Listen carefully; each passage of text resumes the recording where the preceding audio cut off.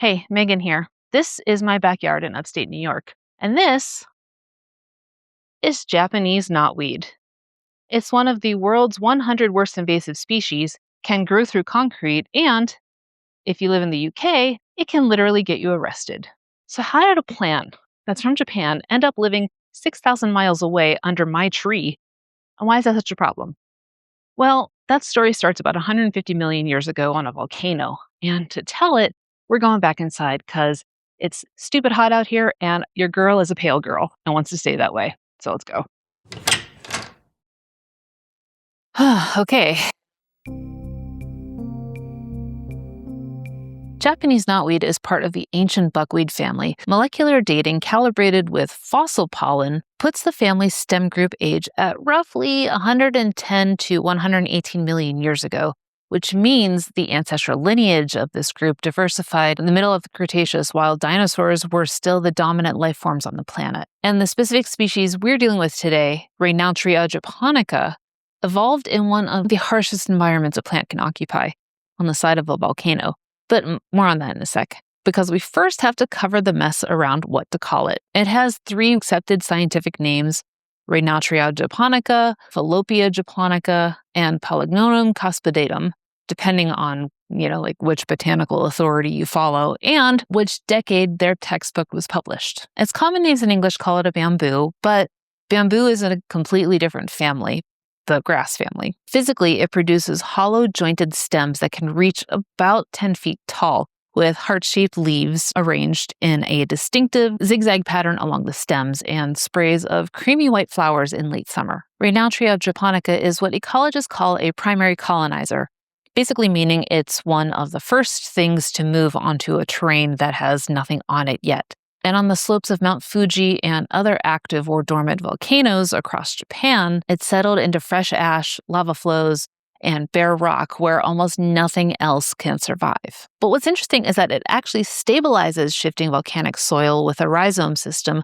that can extend between 7 and 20 meters laterally and several meters deep, anchoring loose ground that would otherwise erode away. The plant essentially does ecological construction work on terrain that would take decades to support other vegetation. And that volcanic origin story is the key to everything that happens later, because the survival traits that evolved on those slopes are the exact same traits that made it essentially unkillable everywhere else. Tolerance for soils that are extremely acidic or have heavy metal contamination, the ability to regenerate from a rhizome fragment the size of a fingernail, growth rates about 10 centimeters per day, and the ability to push through concrete up to 8 centimeters thick. In Japan, this plant is called itadori. The kanji characters translate to tiger staff or tiger cane, a name that references appearance of the stems and the plant's medicinal reputation. A competing folk etymology connects the name to itamitori, meaning pain remover, but I'll cover that more in part 3. Going back to the name confusion, though,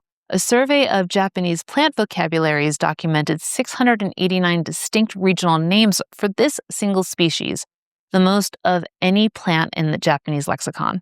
Some names describe the sour taste or its hollow structure, some reference the habitat or harvest season, and some imitate the distinctive popping sound the stem makes when you snap it, because Japanese children have been using these hollow stems as pea shooters, toy flutes, and makeshift firecrackers for as long as anyone can document. For simplicity's sake, though, I'm just sticking with itadori. In Japan, itadori is classified as one of the sansai, the wild mountain vegetables foraged in early spring. The harvest window is pretty narrow. It's from roughly mid-April to early May, before the stems harden and lignify, which just means they sort of turn woody. The flavor is described as somewhere between a sour rhubarb and a lemony asparagus, which I guess makes sense, although that's a weird kind of complementary palate, I guess is probably a better way to say it, given that rhubarb is actually a close relative to Japanese knotweed. Florists will actually use its tall stems and airy flower sprays in seasonal arrangements. The plant itself, though, appears in Japanese pop culture. The protagonist of the manga and anime Jujutsu Kaisen is named Itadori Yuji, a deliberate reference to the plant's resilience and its tenacity. Naturally, given its versatility where it's native,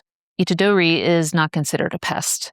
Routine mowing and competition from other native species plus a full complement of co-evolved insects and fungi keep that plant in balance. A plant with 689 names, loved as a food, used as a medicine or toys, and embedded in the culture deeply enough to name an anime character after it, shows that this is pretty special.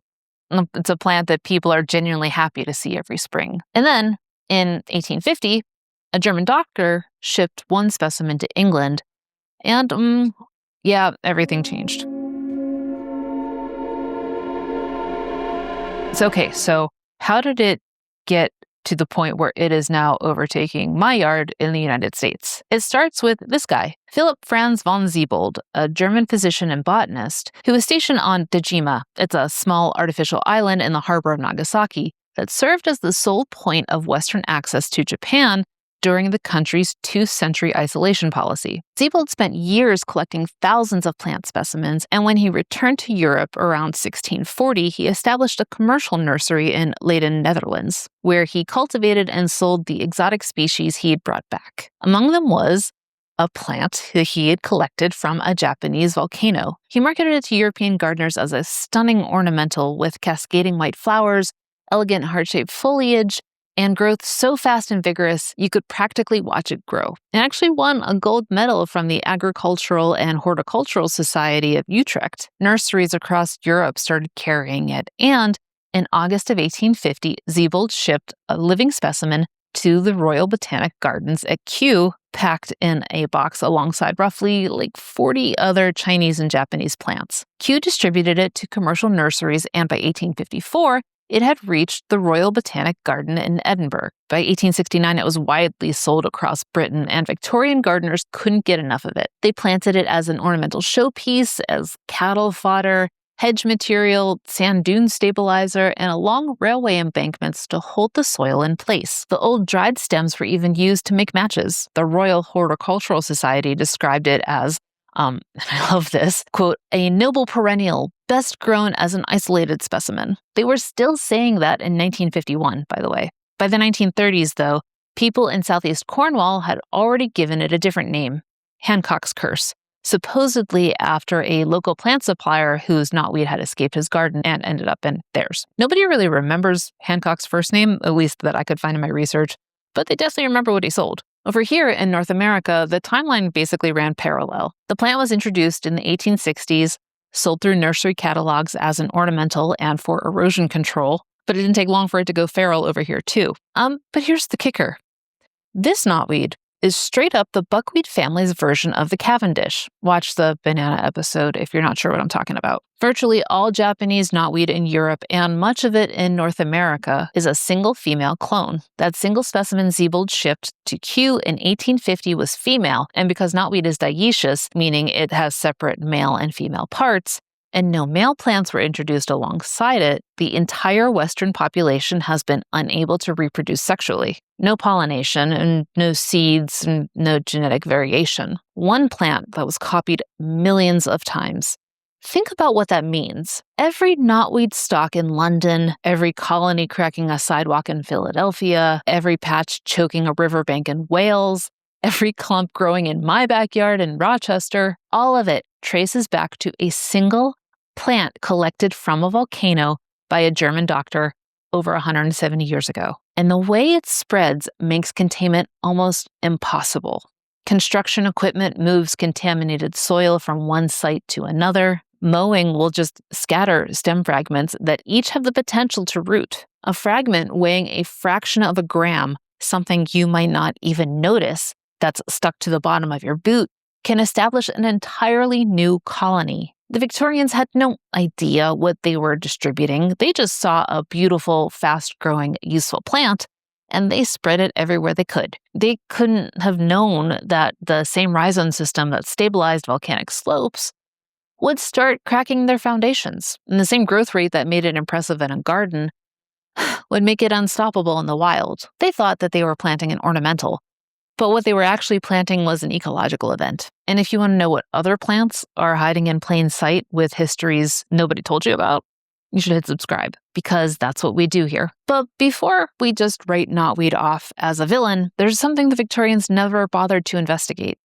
The roots of the plant they spent decades spreading across their empire, contain one of the highest natural concentrations ever recorded of a compound the modern wellness industry can't stop talking about. Resveratrol. If you've spent any time in a health food store or scrolled through a wellness blog, you've seen the name. It's marketed as an anti-aging miracle, cardiovascular protector, and antioxidant powerhouse. And almost every piece of marketing you've ever seen probably associates it with red wine, usually accompanied by a stock photo of someone swirling a glass of Cabernet and looking impossibly healthy. The actual primary commercial source of resveratrol for the global supplement industry is, you guessed it, knotweed. Japanese knotweed stems contain resveratrol concentrations that are orders of magnitude higher than those in grape skins. The compound that the wellness industry charges a premium for is extracted from the rhizomes of a plant that most Westerners pay thousands of dollars to get rid of. And I know I'm getting into the weeds here. No pun intended. So let's just take a step back. First, what does resveratrol actually do? In plants, it's used as a still bean, a thing that plants produce as a defense mechanism against fungal infections and UV stress. In humans, it activates an enzyme called SIRT1, which is a longevity-associated protein linked to calorie restriction pathways and cellular repair. A randomized trial in adults aged 55 to 65 found that resveratrol supplementation raised circulating SIRT1 levels and altered vascular reactivity, though the researchers did note that the effects are strongly dose and time-dependent. A phase 2 randomized trial published in Neurology in 2015 with 119 Alzheimer's patients taking 1,000 milligrams twice daily for 52 weeks found that resveratrol was safe and actually reached cerebrospinal fluid. Hey, future editor Megan here. I just realized that I did a pretty bad job of explaining the so what of that. So, based on my research, decreased cerebrospinal fluid flow is linked to Alzheimer's, as well as cognitive deficits in elderly patients. So, by the resveratrol reaching the cerebrospinal fluid, researchers were hopeful that this could help reduce Alzheimer's chances, I guess, roughly, or at least increase cerebrospinal fluid flow. But the authors of the paper noted that the biomarker results were complex and that this was not essentially a smoking gun. Resveratrol isn't the only thing in there, though. The rhizomes also contain anthraquinones, particularly amidin and physion, which have documented anti-inflammatory and antimicrobial activity. Amidin got a burst of attention in 2007 when researchers found it could block the interaction between the SARS coronavirus spike protein and the ACE2 receptor, a finding that you'll be not surprised to hear resurfaced with renewed interest during the COVID-19 pandemic, though to be totally transparent, I couldn't find any clinical applications of it during my research. Flavonoids, including quercetin, rutin, and catechins, are also in its chemistry. Quercetin is an anti-inflammatory that we've covered a couple of times, and it shows up in virtually every serious herbal medicine study. Rutin strengthens blood vessels and improves circulation, which is why it's been used to treat varicose veins and bruising. And catechins are the same class of antioxidant compounds that made green tea famous. But none of this was news to East Asia. In China, the rhizome is codified in the pharmacopoeia as hujiang, meaning tiger cane. Over 100 prescriptions in the Chinese pharmacopoeia reference it, and ethnobotanical surveys have documented its use across at least 19 ethnic groups going beyond the Han majority. It's been prescribed for centuries to promote blood circulation, treat jaundice, hepatitis, cough, joint pain, burns, and snake bites, weirdly enough. In Korean medicine, the plant is known as hojanggun and has been used as a laxative, diuretic, and antibacterial treatment. In Japanese folk medicine, itadori tea brewed from the dried root was a traditional remedy for heart disease and stroke. The Ainu people, Japan's northern indigenous population, had their own relationship, but it was with a related knotweed species. However, it goes way beyond medicine. Young spring sprouts were eaten raw, pickled, or added to stews, while leaves were burned and the ash applied directly to wounds. The hollow stems were sliced and then made into children's toys and necklaces, too. In spiritual practice, the plant was burned to ward off infectious disease and exorcise malevolent spirits. Hunters would actually use the large leaves as kind of ground sheets that were able to keep meat clean when processing game in the field. one plant that's serving as food, wound treatment, children's entertainment, spiritual protection, and field equipment. More recently, Western herbalists have adopted Japanese knotweed as a core component of Lyme disease protocols, primarily thanks to Stephen Bunner's influential herbal treatment framework. A Johns Hopkins study published in Frontiers in Medicine in 2020 tested botanicals against Borrelia burgdorferi persister cells, the dormant forms of the Lyme bacterium that are the hardest to eliminate, and found that Japanese knotweed showed strong activity against both growing and stationary phase bacteria. Important caveat though. In a 21-day subculture, knotweed extract did not fully eradicate the persisters the way plants found in the genus Cryptolepis did, and no large human clinical trials exist. Just want to be transparent about that. On the dermocosmetic side, root extracts have shown significant inhibition of collagenase and elastase, the enzymes responsible for breaking down the structural proteins that keep skin firm. Anti-tyronase activity suggests there's a potential here for addressing hyperpigmentation. A plant that can crack concrete may also be able to keep your skin from cracking. And then there's the material science angle. Researchers have successfully extracted emodin from knotweed and used it to synthesize green, non-toxic wearable supercapacitors, actual electronic energy storage components made from an invasive weed. The plant the UK spends over 245 million pounds a year trying to eradicate could, in theory, be harvested and turned into wearable tech. All of which brings us back to the question I asked in the beginning. Here we have a plant that was revered in East Asia for centuries, introduced to the West as a garden showpiece, and then demonized as an ecological disaster. Meanwhile, its chemistry says it's extraordinary. The cultural history says it's invaluable, but some legal systems classify it as a criminal offense. So what do we actually do with it? Let me be clear. While its chemistry is really intriguing, its damage is just as real. In its introduced range, Japanese knotweed forms dense monocultures that reduce sunlight penetration by over 90%, suppressing native vegetation, degrading habitats, reducing invertebrate and amphibian populations, and altering soil chemistry and hydrology. If you've ever walked along a riverbank and seen nothing but a wall of the same plant stretching in every direction, you've seen what a landscape looks like when one species has no competition. In the UK, the legal framework around knotweed has turned into something that is closer to a criminal matter than a gardening problem. Under the Wildlife and Countryside Act of 1981, it is a criminal offense to plant Japanese knotweed or cause it to grow in the wild. Since 2014, homeowners who fail to control it can receive on-the-spot fines or face prosecution. Any soil or plant material removed from a knotweed site is classified as controlled waste under the Environmental Protection Act, requiring licensed disposal. You can't just dig it up and throw it in the bin. Now, look, I am not a lawyer or a solicitor, but for those 5-ish% of my subscribers who live in the UK, I'm going to just say, don't tell me in the comments that you've done this. Nobody needs to get in any legal clusterfluffs because they fessed up in one of my videos, okay? Economic damage is staggering, and the UK has the best documented case studies. An estimated 4 to 5% of UK properties are affected, and most major lenders refuse to finance a property with knotweed within 7 meters of the building. Professional treatment runs £2,000 to £5,000 per site, and when London prepared for the 2012 Olympics, roughly £70 million went to eradicating knotweed from 10 acres. The US hasn't gone quite this far legally, but the costs are definitely catching up. New York City alone has spent over $1 million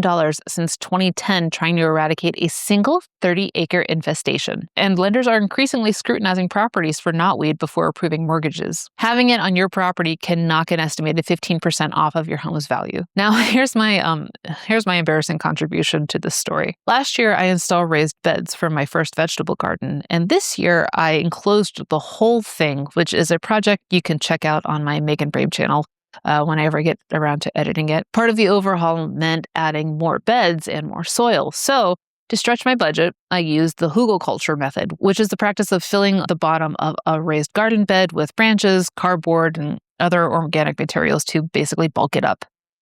You can probably see where this is going. During the early spring, I chopped off some branches of a giant thing growing in my backyard and then buried them in the raised beds. It turns out it was knotweed, and I had just handed it exactly what it needed: moist soil full of compost and zero competition. Because cut knotweed stems can regenerate from fragments just a few millimeters long, I couldn't toss the soil 3+ cubic feet of potentially contaminated dirt. It has to go somewhere knotweed won't grow, and good luck finding that.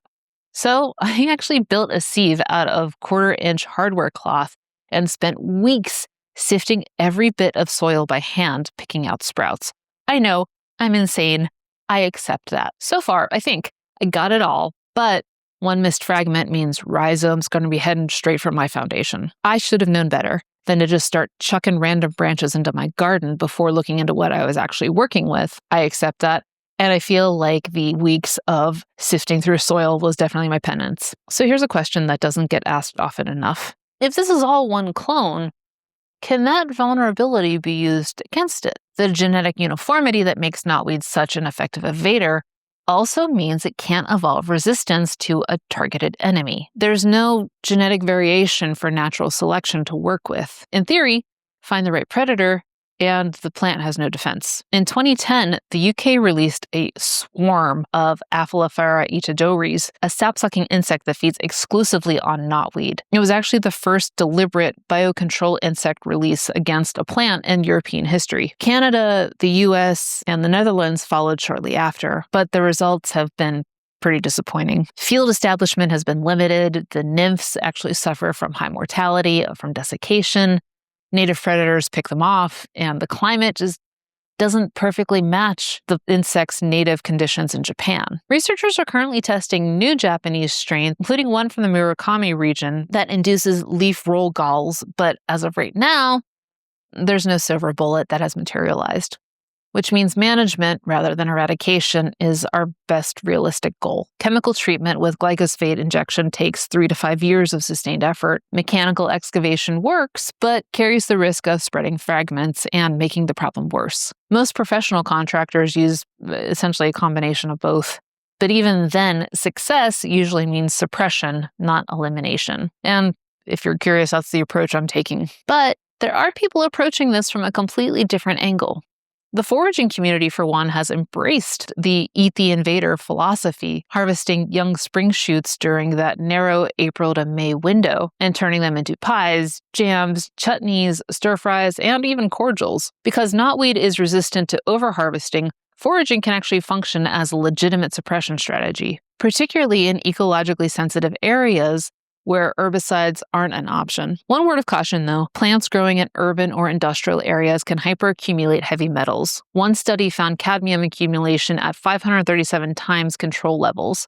So know where your knotweed is growing before you eat it. The plant also provides ecological value that doesn't make the headlines. Its late-season flowers are an important nectar source for honeybees and other pollinators, at a time of year when almost nothing else is blooming. Northeastern U.S. beekeepers call the resulting product bamboo honey and describe it as a mild version of buckwheat honey. Its capacity to tolerate and absorb heavy metals from contaminated soil has researchers exploring it as a candidate for phytoremediation of brownfield and post-industrial sites, though the obvious catch is that using an invasive species to clean up pollution will require careful containment planning. Some ecologists are starting to argue that a complete eradication of Japanese knotweed from its introduced range may be unrealistic, that a more honest approach would be learning to coexist with it, harvesting it for food and for medicine, or industrial compounds while managing its spread, rather than pretending we can eliminate it entirely. Living with the plant, learning from it, and using what it produces to our advantage.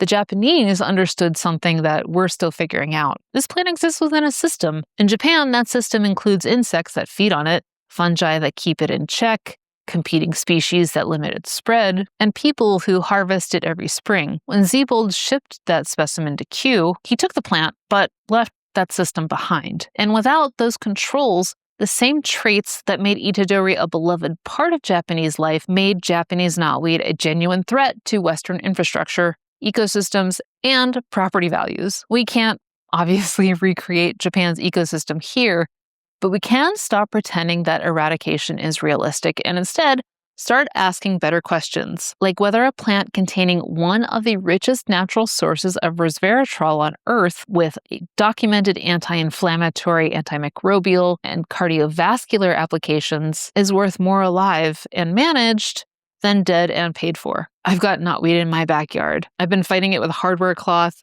smothering, and what I will generously call determination. I'm not winning though, but after spending months researching this episode, I'm starting to think that winning might mean something different than what I originally thought. The Japanese would probably say, the answer is obvious. They'd also probably say, we should have asked them 170 years ago. I'm Megan Brame, and thanks for watching. Join me on Patreon to get behind-the-scenes commentary, ad-free 4K episodes, and bonus content. Every membership there is what keeps this series going.